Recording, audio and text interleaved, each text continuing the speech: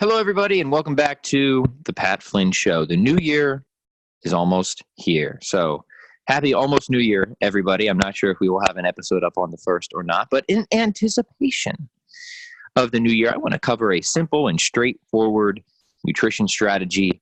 As we know, it is the time for New Year's resolutions. The gyms are about to become exceedingly crowded. People are going to be packed in there like fishes in tins. And that's okay. You know, I'm actually somebody who not only supports the idea of resolutions, whether it's in the new year or any other time. I always believe that working toward that new beginning, having that new initiative, there's always so much opportunity there. And yes, I know the gyms get really crowded for like 2 weeks and then most people leave, but not everybody. Some people really turn their lives around. I've seen it. I've had it happen, not just to me, but tons of people that I work with. So rather than offer a bunch of disparaging remarks about New Year's resolutions, how about we just focus on a simple, straightforward nutrition plan? For those of you who have goals of body composition, improving your eating, improving your health, dropping some pounds, I want to offer you a very simple and straightforward practical strategy to help you achieve faster, more sustainable fat loss and do it in a healthy way. Do it in a sane way that you can still have a social life. This is a plan that you could follow for 90 years with various modifications. It's very similar to how I eat. So I'm just going to talk about in this episode of how I eat and the general framework that I use that I can kind of, turn the aggression dial up or down. And that's a key. So I eat pretty much with the same general framework, but throughout the year, I'll just sort of dial the aggression up or dial the aggression down. I think that's a good way to go about it. Like you have these simple, ingrained habits and principles, things like protein intake, and they're just constant. But then throughout the year, depending on what you're trying to achieve, you can increase the intensity and the aggression, or you can decrease it. But the habits, the fundamental habits, pretty much stay the same. And that is the key to sustainability. There's just certain parts about the way we eat, our nutritional lifestyle, that are constant. And then we can either be more or less aggressive or intense, depending on what we're trying to do throughout the year. So we have variability, but we also have consistency. And I want to talk about my typical eating approach, which is a controlled fasting eating approach. I've talked about the studies of strategic meal replacements before. We've gone in depth in previous episodes. Please go back and reference that. This is a well-studied approach to achieving faster and more sustainable weight loss, which is pretty rare in the nutritional sciences, to find something that can produce both robust initial weight loss and long-term sustainability. But this actually exists, like it's out there. And it's something that I spent a lot of time working with my good friend, Dr. Spencer, who is a specialist in obesity medicine. And this is his recommended approach. This is the approach that he typically sees the most success with. It's got the best empirical support.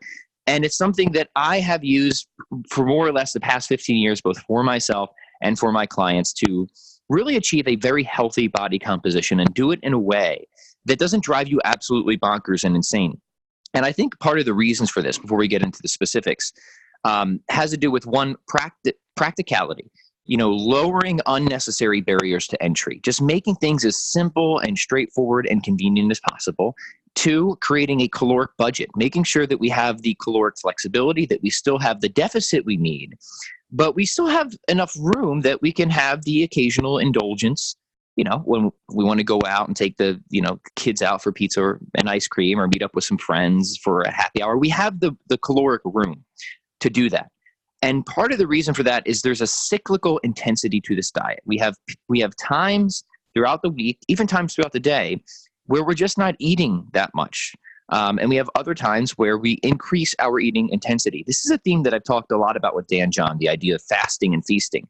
And we can look at that on sort of a micro, meso, and macro level, that on a daily basis, we have a fast and then we have a feast. On a weekly basis, we have a fast and we have a feast. And then, throughout the months, throughout the year, we have periods of more intense fasting and feasting as well. So my framework is generally like this.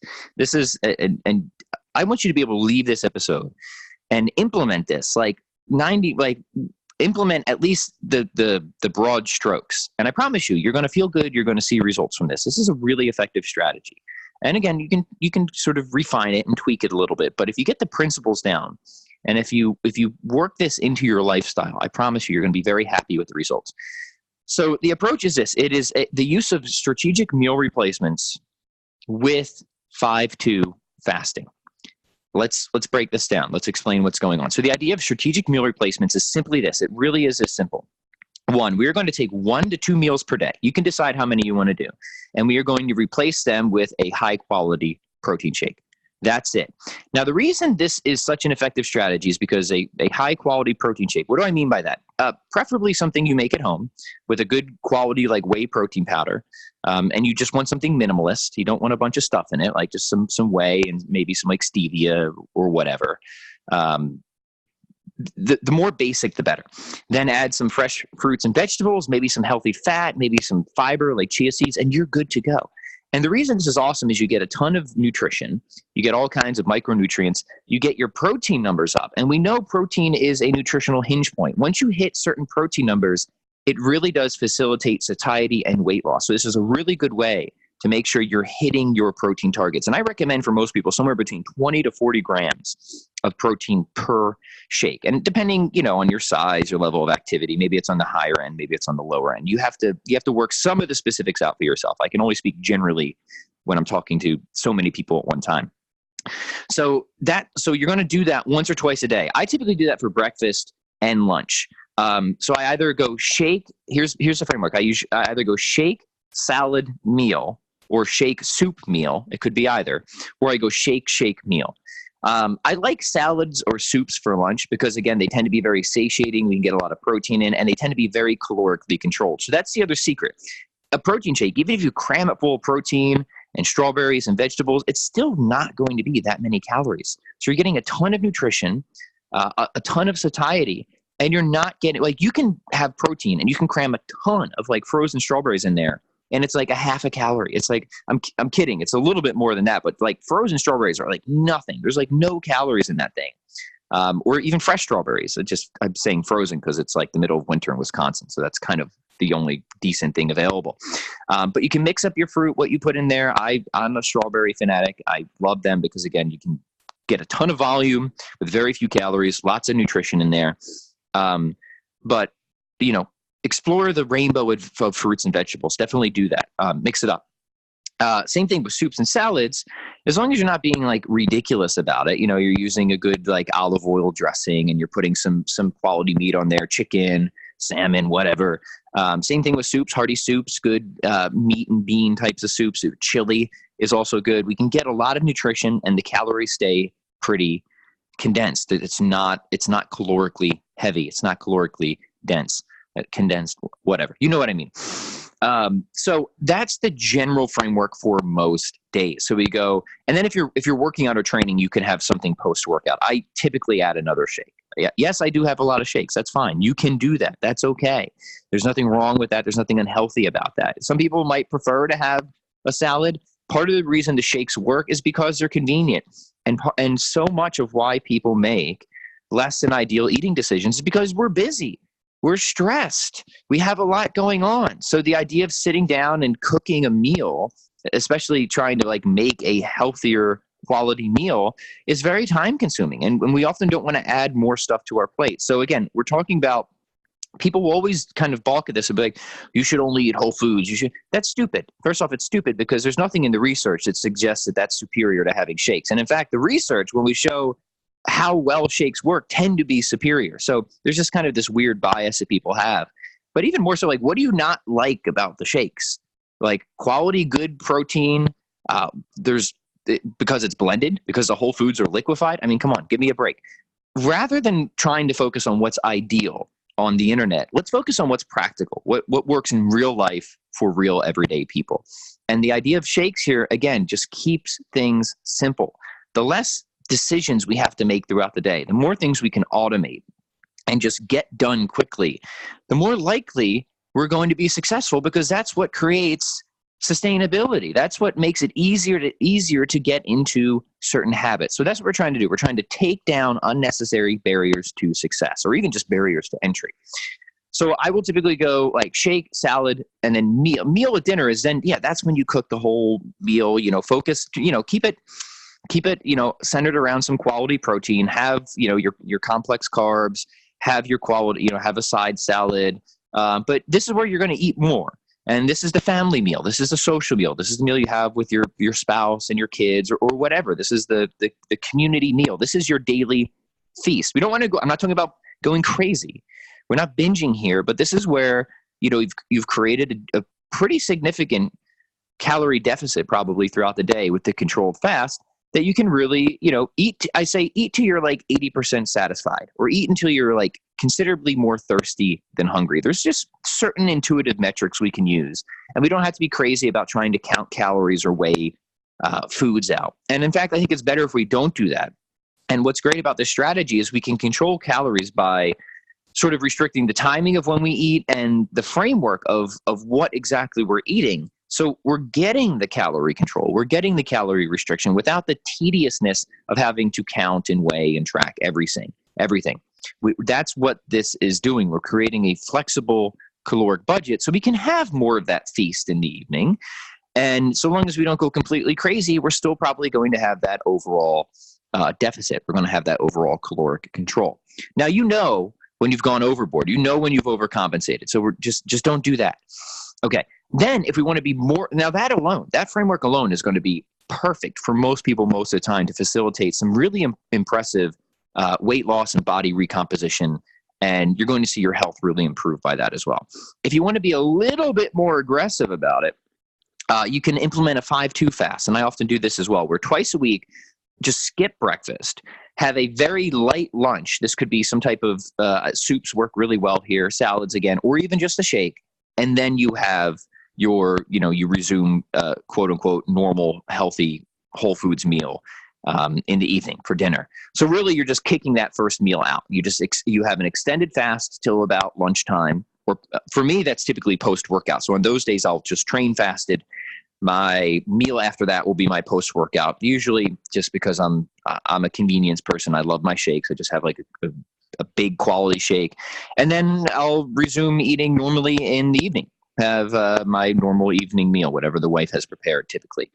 Then I think it is very helpful to have one day a week, for me, typically it's Sunday, where you relax and you eat freely. You don't go crazy, right? But you enjoy yourself. You have that. I don't even like to call it a cheat day. You can call it a cheat day if you want, but it's not cheating because it's built into the plan. It's just a day where you just ease the restrictions and you just enjoy yourself. You go out to breakfast, you go out to dinner. You can have pizza and ice cream. You don't, again, you're not going crazy, but you've just eased the restrictions. And let's get clear about one thing. All success requires restrictions. I am so annoyed when people talk about dieting without restrictions. There's no such thing. There's no such thing.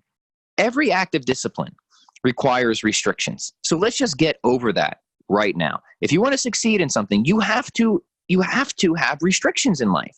If I want to get better at a musical instrument, I have to restrict other things, right? I have to restrict how I play. I have to restrict how I practice. I have to restrict distractions. I have to restrict other leisure activities that might pull me away from my musical practice. Same thing. If I want to get stronger in the gym, I have to have certain restrictions. Restrictions are necessary for success. So it isn't, how can I diet without restrictions? That is a dumb question. That is a stupid thing to say. What you want to ask is, what are the best restrictions, the most effective and efficient and sustainable restrictions that I can put in place? When is it appropriate to have these restrictions in place? And can I ever or at all ease any or all of these restrictions? So again, when it comes to nutrition, restrictions are going to be in place somewhere. Some people restrict what they eat. Other people restrict when they eat. Some people restrict how much they eat. So you look at any nutrition protocol, whether if it's counting macros or calories, those are restrictions, right? You're restricting macro count, you're restricting calorie count. Portion control, you're restricting portions. Fasting, you're restricting when you eat. If you're eating like paleo or keto, you're restricting certain food groups or macronutrient. Restrictions are inevitable. So yes, there are restrictions. That's just life. And that's not a bad thing, because you can grow in virtue through restrictions. You can increase temperance. You can increase fortitude. But you can also be reasonable. Of course, you can overdo restrictions and give yourself some type of complex. Nobody wants that. Nobody's arguing for that.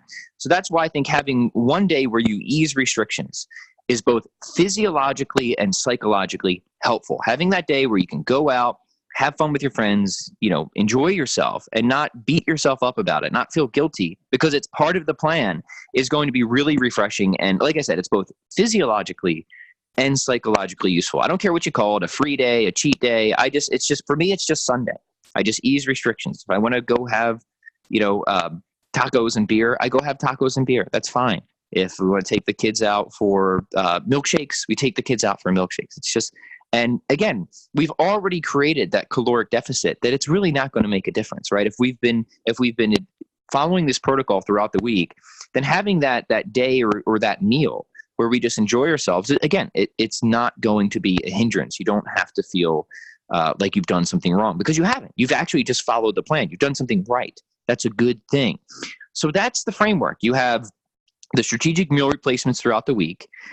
You have optionally, if you want to be a little bit more aggressive, the 5-2 fast. And you have, one day a week where you just ease restrictions and you just enjoy yourself. Go have fun. Go spend time with your friends, family, whatever you want to do. So I'll leave you with that because I think that's enough for you to really hit the ground running and really start to see a lot of success from this. Now, of course, you can dial that aggression meter either higher or lower. So if you wanted to say, okay, that sounds like a lot, maybe I want to start a little bit, I want to ease myself into that. Well, maybe you just do that 3 days a week. Maybe you just use the strategic meal replacements just 3 days a week and you keep everything else equal. That's fine, because if you keep everything else equal, you're still going to get results from that. So understand that I'm giving a general framework here, and you can tweak it, you can modify it, you can make it more or less aggressive depending on where you are, what your goals are, and really how aggressive you want to be. But that's it. That is pretty much how I eat most of the time. That is a framework that I've used for so many clients throughout the years. Again, does the same exact thing work for everybody most of the time or all the time? No, excuse me, it doesn't.